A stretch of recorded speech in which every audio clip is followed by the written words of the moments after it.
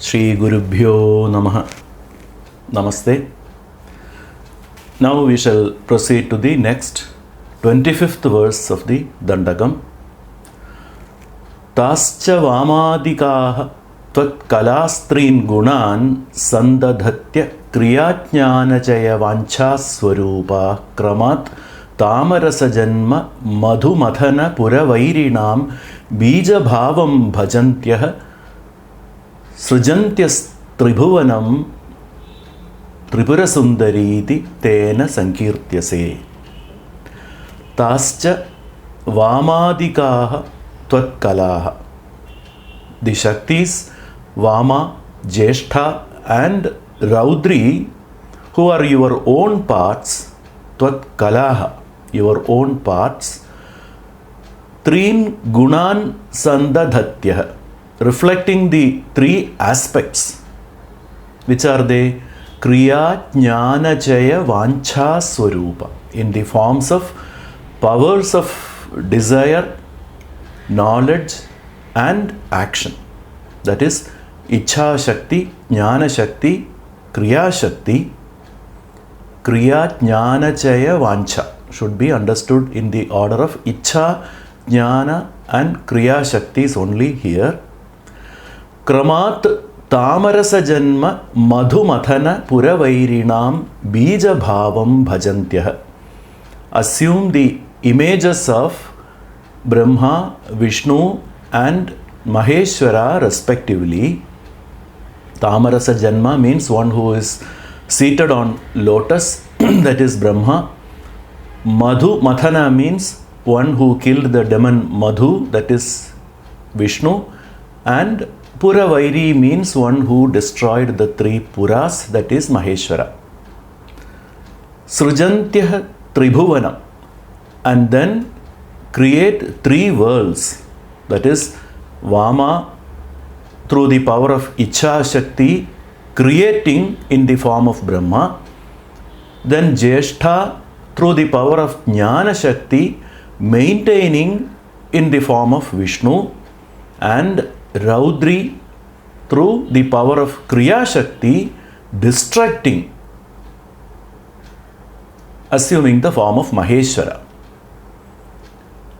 O Divine Mother, and because of that, Tena Tripurasundari iti Tena Sankirtyase. You are hailed as Tripurasundari, controller or enchantress of the three worlds. In the Vamakeshwara Tantra also it is said, Tripura Trividha Devi Brahma Vishnu Isha Rupini Jnana Shakti Kriya Shakti Ichha Shaktyatmika Priye Trilokyam Samsrujatyeva Tripura Parikirtita. That is, having three parts, namely Vama, etc., and with the triple power, namely Ichha Shakti, Jnana Shakti and Kriya Shakti, and in the forms of Brahma, Vishnu and Maheshwara, the three worlds are produced by her, and so she is celebrated as Tripura. Trilokyam Samsrujatyeva Tripura Parikirtita. Now the last 26th verse of the Dandakam, but it is also a very long verse. And so the first sentence is Tatra Shrinkada Pithollasat Kundalakara Tejo Kalapa Kulat Prollasanti Sagandhi Shivarkam Samaskandya Chandram Mahamandalam Dravayanti Pibanti Sudham.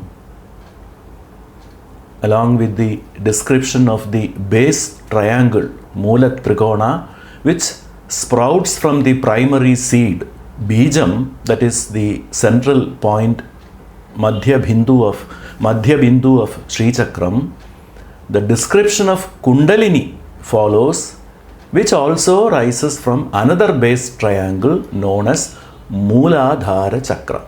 Mooladhara. Tatra Shringata Pitha Ullasat.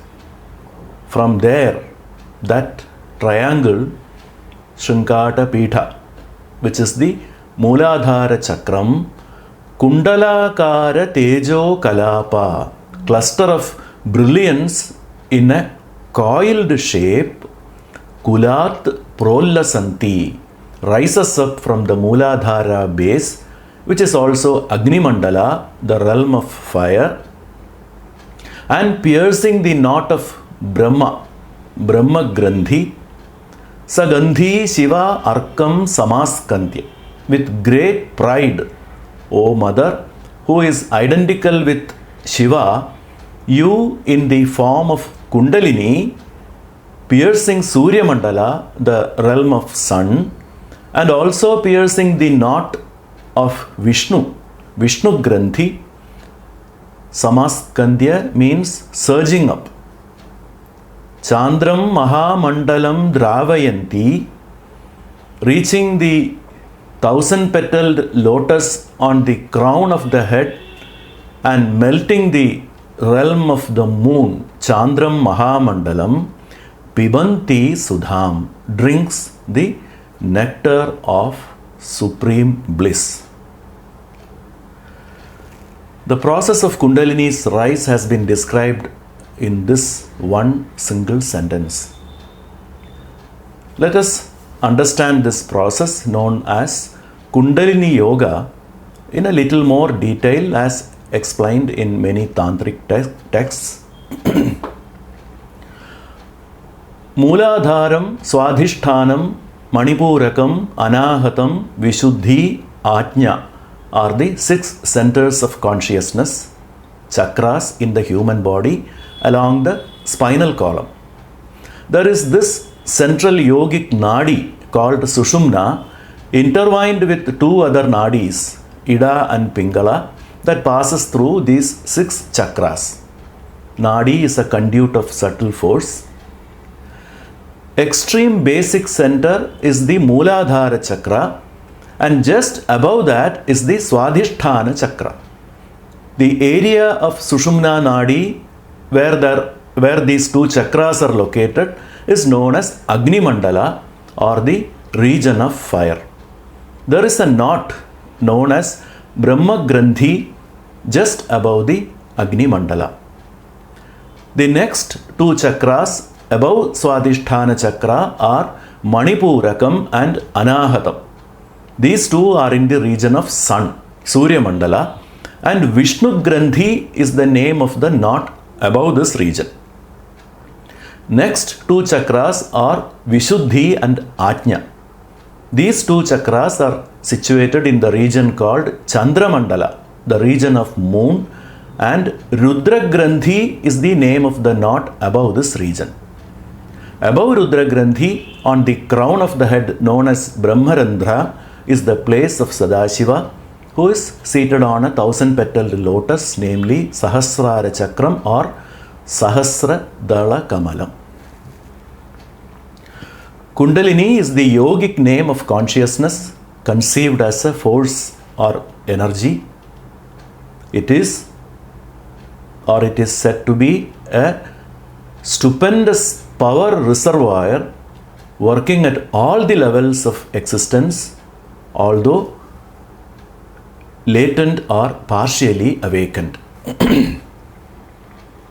Kundalini is described as a delicate, effulgent energy source, subtle like the fiber of a lotus stalk, in the form of a serpent sleeping inside the triangle of Mooladhara chakra at the base of the spine. The process of kindling Kundalini is given in many tantric texts. It is also given in a nutshell in Vamakeshwara Tantra like this: Bhujangara Rupena Mooladharam Samashrita Shaktihi Kundalini Nama Visatantu Nibha Shubha. That is, the Shakti called Kundalini in the form of a serpent, bright and fine like a lotus fiber, resides in the Mooladharam. Seated comfortably in the lotus posture, that is Padmasana, contracting the anus, and with his mind fixed upon Kumbhaka, that is holding breath, the yogic aspirant should force the breath held in Kumbhaka upwards. By the compression of the breath, the fire in the Swadhisthana chakra blazes up. By the force of this blaze and by the force of the breath, the supreme force Kundalini awakes and breaks through the knots called Brahma, Vishnu and Rudra Granthis, as well as the 6 lotuses or the 6 Adhara chakras.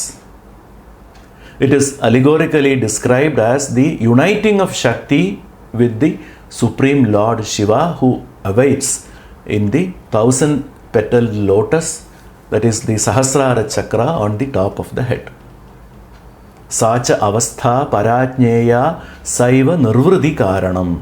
This should be known as the supreme state, para, and it is the cause of final beatitude. With the achievement of this union of Kundalini Shakti with Shiva, there ensues a downpour of bliss with which the entire being is inundated. The Kundalini then comes down the route loaded with this Amrita, that is the nectar of supreme bliss, and lifts up each of the levels of the being to its highest possibilities of power and joy. In the full course of time, due to this ascent and descent of the Kundalini Shakti, the yogi attains an inner state of release, mukti. He loses all bodily consciousness and enter into formless consciousness. This is the Kundalini Yoga process as explained in the Vamakeshwara Tantra. The anatomical existence of Kundalini is untraceable from the point of view of physiologists. According to the tradition of Tantric Yoga, it is one of the greatest secrets of nature hidden in the human body. The awakening of Kundalini is intimately related to the opening or unfolding of the chakras. This transformative process needs a certain healthy and harmonious condition of the body and the mind. Nadi Shuddhi, or the purification of the nadis and the chakras, is required for facilitating the flow of Kundalini Shakti.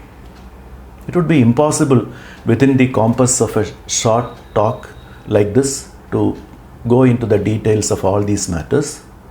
But it should be understood that this whole process is not the product of a normal mind, but a fully awakened consciousness, still far beyond the capacity of the normal human brain.